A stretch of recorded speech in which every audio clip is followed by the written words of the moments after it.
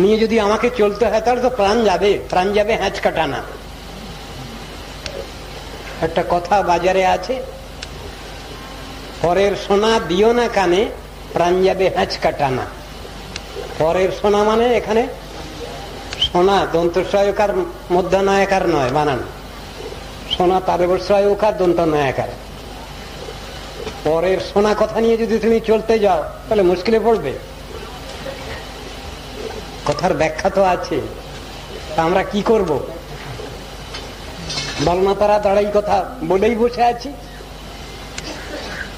করব কি আমরা? সব জিনিসটা তো বুঝতে হবে, আমাদের সংক্ষিপ্ত ব্যবস্থা নিতে হবে।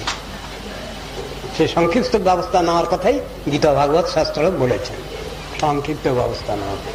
বহুর পাল্লায় পড়ো না। ভগবানকে মানি না,